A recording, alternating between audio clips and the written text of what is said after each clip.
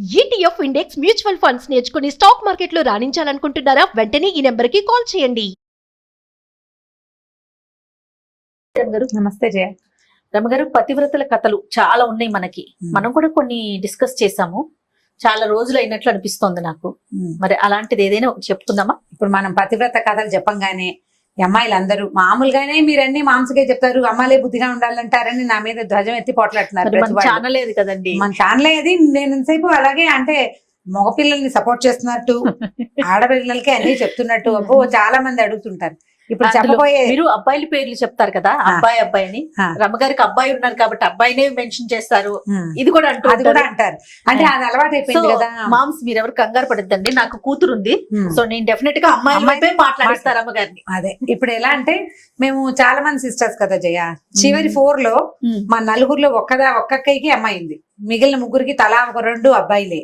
ఈ బాయ్స్ ఎక్కువగా ఉంటాం. మా ఇంట్లో కూడా అంటే మా వారి వైపు కూడా అందరు మగపిల్లలే. చాలా లేట్ గా ఒక చిట్టి పాప అయ్యి మాకు.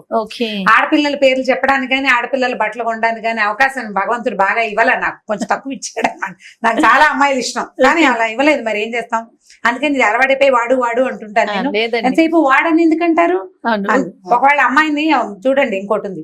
ఇప్పుడు వాడు మగవాడు అలా అనేస్తే బాగానే ఉంటుంది. అమ్మాయిని అది ఇది అంటే అమ్మాయిని అది ఇది అంటున్నారని ఏకవచన ప్రయోగం చేస్తున్నందుకు కూడా కష్టం వస్తూ ఉంటుంది. అంటే మనకి వినటానికి కూడా అంత అనిపించదు. డైరెక్ట్ గా పిలవటానికి అది ఇదని ముద్దుగా చెప్పుకుంటాం కానీ ఇట్లా మనం మాట్లాడేటప్పుడు అది ఇదనే ఆ వర్డింగ్ అంత అనిపించదు రమ్మగారు. అవును, అంటే మీకు అలవాటు కాబట్టి అది ఇదని మాట్లాడగలుగుతాం. తెలియని పర్సన్ గురించి మనం మాట్లాడలేకపోతాం.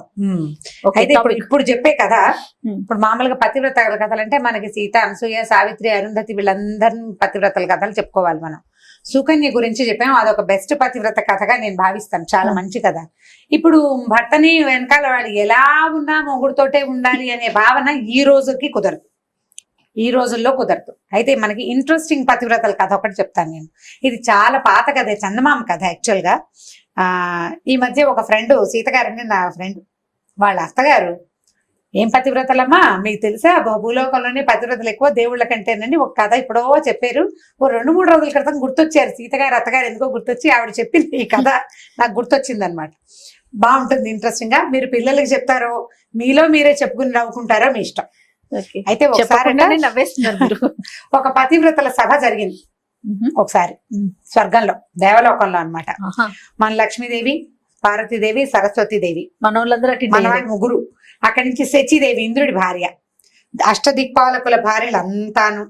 అక్కడి నుంచి మన భూలోక పతివ్రతలుగా మనం భావించే సావిత్రి, తర్వాత ఏమో మన అనసూయ, అరుంధతి, ఇంకొక ఆవిడ ఎవరో ఉంది. అనసూయ, అరుంధతి, సావిత్రి కాకుండా భర్తను సతీ, సుమతి, ఇలా మొత్తం మనం చెప్పుకునే నానా రకాల అత్యద్భుతమైన పతివ్రత కథల్లో ఉన్న పతివ్రతామతలంతా చేరారు.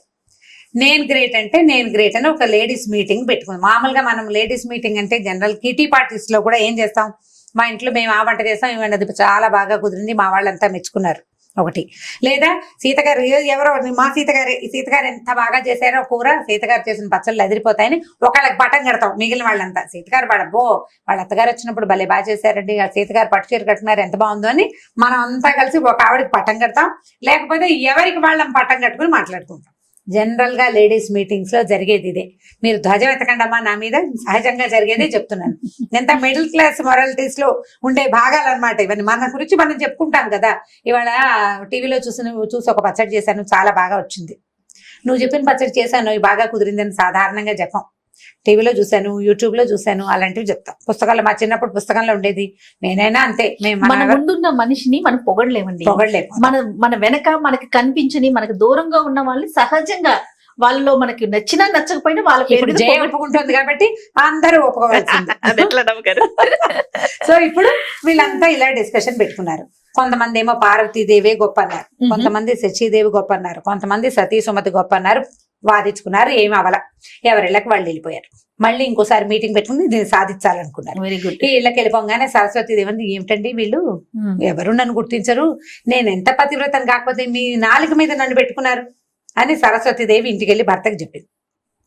లక్ష్మీదేవి ఏం చేసింది, ఆవిడ వెళ్ళి ఇంటికి వెళ్ళింది కదా ఆవిడ కూడా, వీళ్ళంతా పతివ్రతలా వాళ్ళ మొహమాండి నన్ను కాబట్టి మీరు చెస్ట్ లో హృదయంలో పెట్టుకున్నారు, ఎప్పుడు నిత్యం నేను మీతోటే ఉంటా, నిత్యానపాయం నేను, నాకంటే పతివ్రత ఎవరుంటారు, వాళ్ళ పేర్లు వీళ్ళ పేర్లు చెప్తున్నారు అందరూ నామినేషన్లకి, నాకేమీ నచ్చలేదండి వీళ్ళందరూ ఏమిటి ఇలా ఉన్నారని.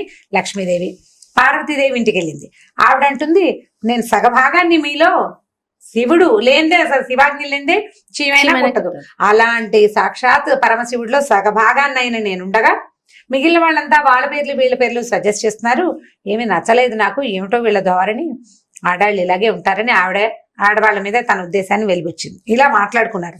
అయితే నారదుడు త్రిలోక సంచారి కదా, ఆయన ఈ 3 ఇళ్లలోనూ విని ఇంకా ఇంద్రుడి ఇంటికి వెళ్ళి అక్కడికి వెళ్ళి ఇక్కడికి వెళ్ళి అందరిళ్ళకి వెళ్ళి చూశాడు. సతీ సుమతంది మా ఆయనకి కుష్ఠరోగం వచ్చినా కూడా ఆయనకి ఎక్కడ వేసి దగ్గరికి తీసుకెళ్ళమంటే అక్కడికి బొట్లో కూర్చోబెట్టి తీసుకెళ్లాను. ఆయన అన్నం తింటుంటే ఆయన వేలు ఊడి కంచంలో పడిపోతే ఆ అన్నాన్ని అసహించుకోకుండా తిన్నా, నాకంటే పతివ్రత ఎవరుంటుంది అంటుంది సుమతి. సావిత్రి అంటుంది, నేనేమో యమధర్మరాజు వెనకాల పడి ఆయన ఇంటి దాకా వెళ్ళి నా మొగుడు నేను లాక్కొచ్చుకున్నాను, నాకంటే పతివ్రతలు ఎవరండి అని సావిత్రి అంటుంది. అనసూయమ్మ గారు ఇంకోటి అంటుంది, త్రిమూర్తులు మా ఇంటికి వస్తే నా మానం పోకుండా నేను వాళ్ళని పసిపిల్లలను చేసి నగ్నంగా వడ్డించాను నేను, నాకంటే పతివ్రతలు ఎవరైనా ఉంటారా అని ఆవిడంటుంది. సరే వీళ్ళందరి దగ్గర విని ఆయన ఏం చెప్పాడంటే నెక్స్ట్ మీటింగ్ పబ్లిక్ ఒపీనియన్ తీసుకుని నెక్స్ట్ మీటింగ్ లో వీళ్ళంతా కూడంగానే ఏం చెప్పాడంటే, మీరెవ్వరూ కాదమ్మా, మీకంటే అత్యద్భుతమైన పతివ్రత భూలోకంలో ఉంది, భూలోకంలో ఉన్నారు పతివ్రతలు అంటే వాళ్ళు అన్నాడు. అనేసరికి అందరికీ ఆశ్చర్యం, ఏమిటి ఏం భూలోకం, చచ్చిపోతారు వాళ్ళు, 100 ఏళ్ళు అయ్యేసరికి చచ్చిపోతారు, 100 కాకుండా కూడా పోతారు, కొంతమంది పురుట్లో పోతారు, కొంతమంది మధ్యలో పోతారు, హార్ట్ అటాక్లు బ్రెయిన్ అటాక్లు ఎన్ని అటాక్లు ఉన్నాయి, ఎక్కడో చోట పోతారు, వాళ్ళకి అంటే మోర్టాలిటీ ఉంది, అంటే మృత్యు ఉంది వాళ్ళకి, ఇమ్మోర్టల్స్ కాదు వాళ్ళు, అంటే శాశ్వతత్వం లేదు. వాళ్ళ ప్రత్యేకత ఏమిటంటే మీకు తెలీదు, భూలోకంలో బ్రహ్మాండమైన పతివ్రతలు ఉన్నారు, నాకు తెలిసిన ఒక ఆవిడ పేరు చెప్తాను కావాలంటే కనుక్కోండి అన్నాడు. కనుక్కోమని ఫ్రమ్ అడ్రస్ చెప్పాడు, ఫలానా అడ్రస్ లో ఒక ఆవిడ ఉంటుంది, ఆవిడ బ్రహ్మాండమైన పతివ్రత అని. వీళ్ళంతా ఆశ్చర్యపోయారు, ఇదేమిటి ఇన్నేసి చేసాము, ఇవన్నీ పోయినాయా, భూలోకంలో ఉన్న అదేవతో చిన్న పిల్ల ఉంటుంది, అదే అసలు దానికి ఏమొచ్చు, దానికి ఏం తెలుసు పతివ్రత్యం గురించి, కనుక్కోవాల్సిందే అనుకున్నారు. ఈ గుంపంతా పడి వెళ్తే ఆవిడ బెదిరిపోతుందేమో, అందుకని ఏమనుకున్నారు, అందరూ కలిసి ఒక రిప్రజెంటేటివ్ని పంపించాలనుకున్నారు. వీళ్ళందరిలోకి పెద్ద ముత్తైదువు, ముగ్గురమ్మలకి మూలపుటమైన పార్వతీదేవిని పట్టుకున్నారమ్మా, తమరెళ్ళి కనుక్కురండి ఏమిటి ఆవిడకున్న ప్రత్యేకత. నారదుడు నారదుడే చెప్పాడంటే ఏదో ఉందన్నమాట. సరే ఆవిడ సరే కనుక్కుంటాను, మీరందరూ స్థిమితంగా ఉండండి అని చెప్పింది. మర్నాడు వీడు చక్కగా ప్రాతకాల వ్యవహారాలన్నీ చూసుకుని ఆవిడ పెట్టాల్సిన భోజనాలు అవి ఉంటాయి, అన్నపూర్ణాదేవి కదా, పెట్టేసి వెళ్ళింది. వెళ్ళేసరికల్లా కొద్దిగా ఆవిడ వెళ్ళేసరికి చీకటి పడిపోయింది. వ్యవహారాలన్నీ తెముల్చుకుని వెళ్ళేసరికి తలుపు కొట్టింది. అదొక పూరి గుడిసె, చిన్న ఇల్లు, పూరిని మరీ బుజ్జిది కాదు, మామూలు తాటాకులు ఇల్లు. తలుపు కొట్టేసరికి ఎవరో అమ్మాయి లోపల నుంచి పలికింది. ఎవరమ్మా, ఎవరండి అంది. నేనమ్మా పార్వతీదేవిని తలుపు తీయమంది. అనేసరికల్లా, ఏమండి అయ్యో మా ఆయన ఇంట్లో లేడండి, ఎవరైనా వస్తే తలుపు తీయద్దన్నాడు, పార్వతమ్మే వచ్చిందని అడిగి తలుపు తీయనా అని అడగడానికి అనుజ్ఞ తీసుకోవడానికి ఏమో మా ఆయన ఇంట్లో లేడు, అమ్మ మీరు రేపు పని చేస్తారా, రేపు పొద్దున్నే రండి, ఈ రాత్రికి మా ఆయన ఇంటికి వచ్చాక పార్వతీదేవి వచ్చింది తలుపు తీయమంటావా అని అడుగుతాను, ఆయన తీయమంటే రేపు పొద్దున్న తీస్తానమ్మా, ఏమి అనుకోకుండా ఇంటికి వెళ్ళిపోవా నువ్వు అంది. పార్వతీదేవి ఏమిటి నేను వస్తేట మొగుడిని అడగాల వసిని అనుకుని, సరేలే ఏమిటో వీళ్ళ భూలోక నియమాలు మనకు తెలియదని ఆవిడ వెళ్ళిపోతే ఈవిడ ఏం చేసింది, ఈ అమ్మాయి భర్తను అడిగింది, రేపు పార్వతీదేవి వచ్చింది సాయంకాలం తలుపు తీయమంటావా, రేపు పొద్దున వస్తానందంటే ఆ తీయి పార్వతీదేవిని తీసుకొచ్చి లోపల కూర్చోబెట్టి మంచినీళ్ళు అవి ఇవి మంచి మాట్లాడమని చెప్పాడు భర్త. ఆవిడ దేవత పైనుంచి వచ్చిందని తెలుసు. పార్వతీదేవి భర్త తలుపు తీయద్దన్నాడు, ఎవరైనా వస్తే తలుపు తీయద్దన్నాడు, అందుకని తీయలేదు. మర్నాడు పొద్దున పార్వతీదేవి బయలుదేరేసరికి ముందు ఈ కాలంలో వీళ్ళంతా మాట్లాడుకోవడం విన్నాడు కదా వినాయకుడు. విని ఆయన ఏమన్నాడు అంటే, అమ్మ నేను వస్తానే, ఆవిడెవరో చూస్తానన్నాడు. సరే ఈవిడేం చేసింది, పిల్లాడే కదా అని చెప్పి వినాయకుడిని వెంబడి పెట్టుకొచ్చి బయట నుంచి తలుపు కొట్టి ఈ ఆవిడ తలుపు దగ్గరకు వచ్చి, అమ్మ ఎవరమ్మా అంటే, నేనమ్మా పార్వతీదేవిని, నేను మా అబ్బాయి వచ్చామనగా, మీ అబ్బాయి వచ్చాడా, అయ్యో మీరు ఒకరే వస్తారనుకుని మా ఆయన్ని అడిగానమ్మా, ఇప్పుడు మీ అబ్బాయి కూడా వస్తే తలుపు తీయమంటాడో తీయద్దంటాడో తెలీదమ్మా, మీరేమనుకోకండి, రేపు మళ్ళీ రండి, మా ఆయన అడగకుండా తలుపు తీయలేనమ్మా అనేసరికి ఏం చెయ్యాలో తెలియదు. నేను భారతీదేవిని, నేను వినాయకుడు తెచ్చాను, తలుపు తీయటలేదు, దీని పాతివ్రత్యం మండిపోను అనుకుని ఆవిడ ఏం చేసింది, వీళ్ళని తీసుకుని వెళ్ళిపోయింది వెనక్కి. మూడో రోజు పొద్దున మళ్ళీ బయలుదేరింది. బయలుదేరేసరికి ఇప్పుడు ఆవిడ రిప్రజెంటేటివ్, అంటే మన దేవతలందరి దగ్గర నుంచి వస్తోంది. కనుక్కోవాలి విషయం, కనుక్కుని చెప్పకపోతే వాళ్ళు ఒప్పుకోరు, మరి మిగిలిన వాళ్ళంతా అడుగుతారు కదా. అది కూడా రాదా నీకు అనరు. సరే కుమారస్వామి వస్తానని సరదా పడ్డాడు, కానీ బాబు నిన్న వాడిని తీసుకెళ్ళినందుకే పోయిందిరా ప్రోగ్రాము, నువ్వు రాబోక నాయన నువ్వు ఇక్కడే ఉండు, నేను వెళ్ళొస్తాను అని ఈవిడ బయలుదేరి వెళ్ళింది. ఒక్కతే వెళ్ళి మరి ఏం చేస్తుంది, ఆవిడ ఒప్పుకోలేదు కదా.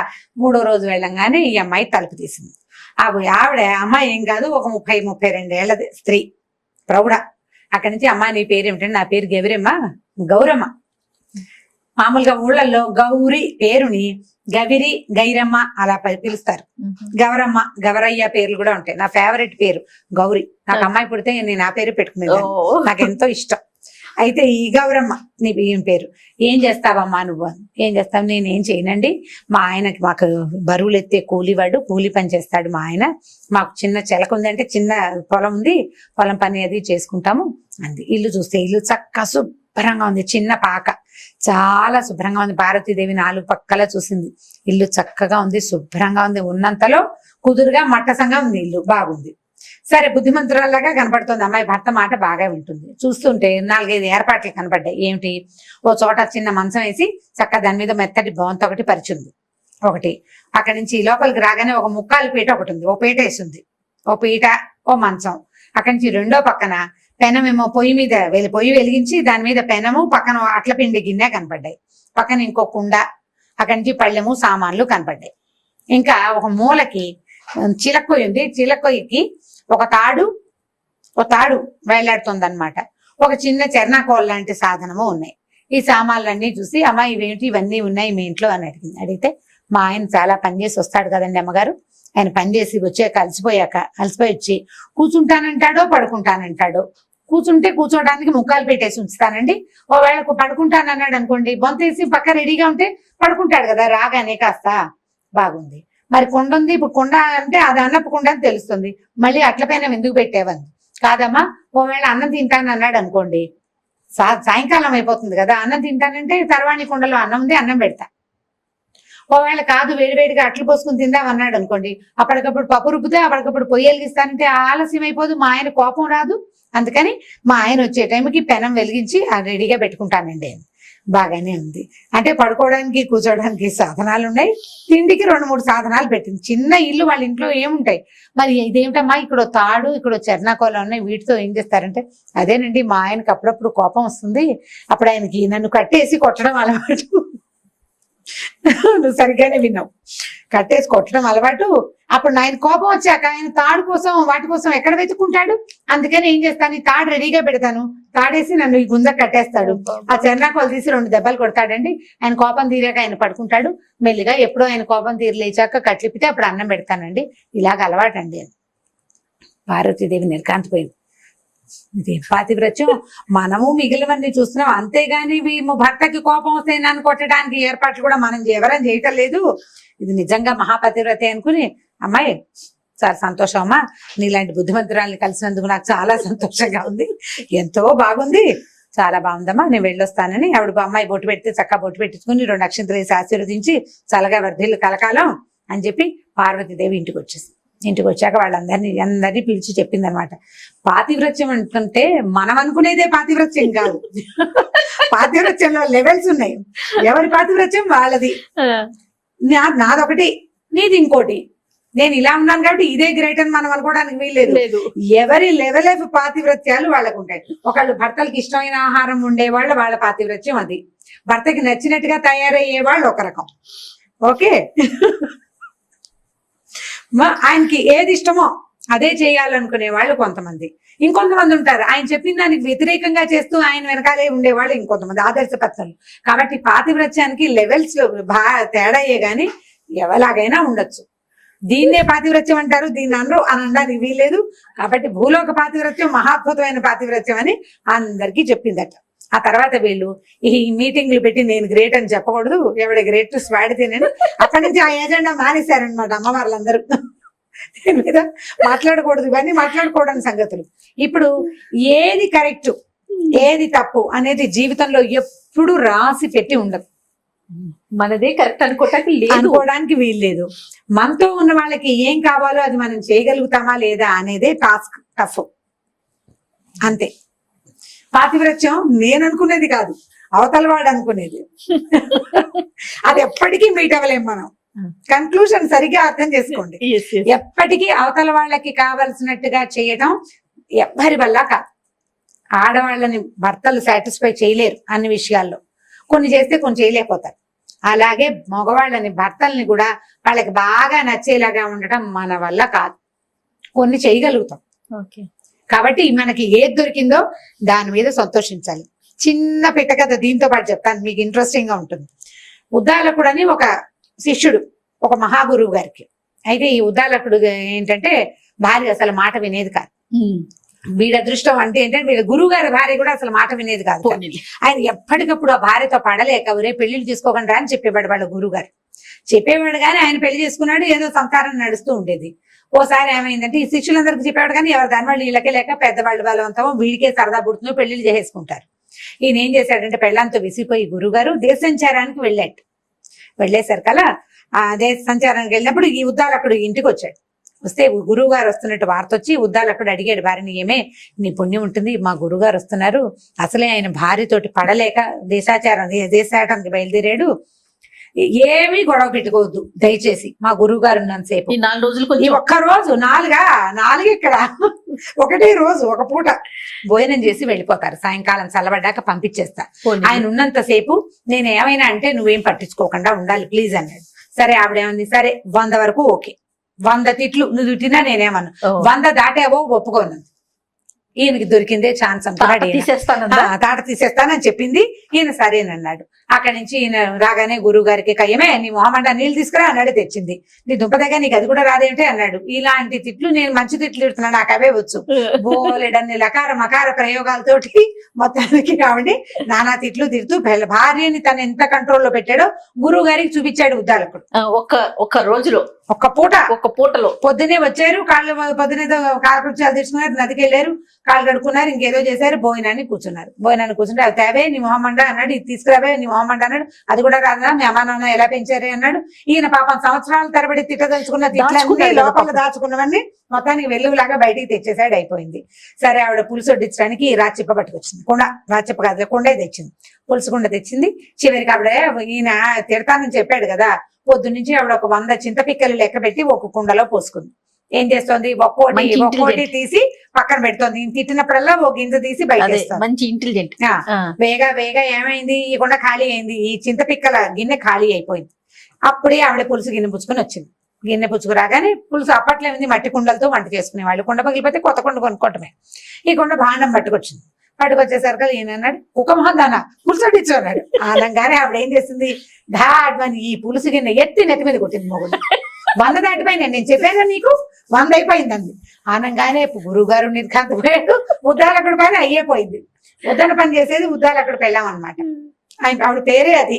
అక్కడి నుంచి కొట్టేశారు కదా, గురువుగారు లేదు, భోజనం లేదు, ఎట్లా కొట్లా ఉన్నది ఏదో తిన్నారు. ఆయన చావుదేవుడు బతుకు తీయడానికి గబగబా బయటకు వచ్చేసాడు. ఎట్లా కొట్లా ఆ భోజనం కాస్త ఫినిష్ చేసుకుని వచ్చాక వరి నేను ఇంటికి వెళ్ళిపోతాను అన్నాడు. అదేంటి గురుగారు దేశాటనికి వెళ్తానన్నారు, ఏదో నా భార్యతో పడలేకపోయినా ఇలా జరిగిందండి, 100 తిట్లు అన్నాను, ఉద్రేకం ఉంచుకోలేక తిట్టానండి అన్నాడు.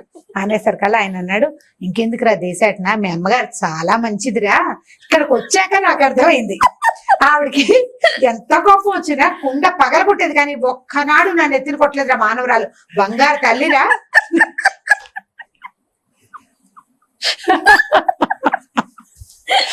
ఎంత మంచిది గురువమ్మ గారు, చాలా మంచిది, కుండ పగలగొట్టేది కానీ అవి విసిరేసేది, అంతేగాని నా నెత్తి మీద కొట్టలేదు. చూడు ఇప్పుడు గురువు గారు పెద్దవాడు అన్నం తింటాడం లేదే నీ పెళ్ళానికి, నీ నెత్తి మీద కొట్టిందా, నీ నెత్తి మీద ఆగిందా, కుండ పెంకు నాకు తగిలింది, సగం పులుసు నా మీద పడింది, అన్నం అధ్వానం అయిపోయింది. ఏదో పెద్దవాడిని భోజనానికి పిలిచాం, కనీసం బయట నుంచి వచ్చిన అతిథికి అన్నం పెడదామని ఇంగితం లేదురా నీ పెళ్ళానికి. దీనికంటే మా ఆవిడ చాలా మంచిది, పాపం ఏం చేస్తుందో తిట్టడానికి కొట్టడానికి మనిషి లేక ఎంత అవస్థపడుతుందో, నేను వెళ్ళిపోతాను రా అని గురువు గారి ఇంటికి వెళ్ళిపోయాడు. ఇప్పుడు పాతివ్రత్యం లెవెల్స్ చూసారు ఎలా మారిపోయినాయి. ఆవిడ గిన్నెలు విసిరేస్తుంది, ఇంట్లో నుంచి బయటకు వచ్చేసాడు ఈయన. ఈవిడ ఏకంగా ఈవిడ పగలగొడుతోంది. ఏకంగా నెత్తి మీదే పగల కొట్టేస్తుంది. కాబట్టి ఏది బెటర్మెంట్ ఇవి ఆలోచించుకుని ఈ కథని తల్లులు చక్కగా శ్రద్ధగా వినండి అమ్మా, బాగా అర్థం చేసుకోండి. ఈ రెండు కథల్ని మీరు హస్బెండ్స్ కి చెప్పాలి. ఇప్పటిదాకా పిల్లలకి చెప్పే కథలే చెప్పాం. అవునండి. ఫస్ట్ టైము భర్తలకు చెప్పవలసిన కథలు నెంబర్ 1 శ్రీకారం చుట్టాం ఇవాళ. నేను ఎప్పుడైతే ఆన్ ఎయిర్ అవుతుందో ఫస్ట్ ప్రకాష్ కి షేర్ చూపించాను చేస్తాను నువ్వు. నేను మా వారు వింటూనే ఉంటారు ఈ కథ, నేను చెప్తూనే ఉంటాను. మీకు అది చెయ్యక కదా నేను ఎంత మంచిదాన్ని మీకు అర్థం కావటం లేదని చెప్తుంటాను అప్పుడప్పుడు. చాలా బాగుందండి. ఈ రెండు కథలు గుర్తుపెట్టుకోవాలి, వీటిని అవసరమైనప్పుడు వాడాలి. వాడుతూ ఉండాలి జాగ్రత్తగా. మళ్ళీ మోతాదు మించకూడదు. నాకు మాత్రం చెడ్డ పేరు తేకూడదమ్మా మీరు. రమ్మగారు చెప్పారని చూపించదా? నన్ను నా పేరు చెప్పకూడదు. రమ్మగారు మాకు ముందే చెప్పారని మాత్రం నన్ను చెడ్డ చేయొద్దు. నేను బంగారు తల్లినే మా ఇంట్లో. ఇబ్బంది చాలా పెడతారు బాగుంది. కొంతమంది. Okay. అలాంటప్పుడు దీన్ని వాడుకోండి. ఈ రెండు కథలు పూర్తిగా అమ్మాయిల కోసం, అంటే తల్లుల కోసం అని చెప్పడం లేదు నేను, అమ్మాయిల కోసం. అమ్మాయిల కోసం. ఓకే, సూపర్ రమ్మగారు, చాలా బాగుంది. ఇంకొక స్టోరీతో మళ్ళీ కలుద్దాం. తప్పకుండా.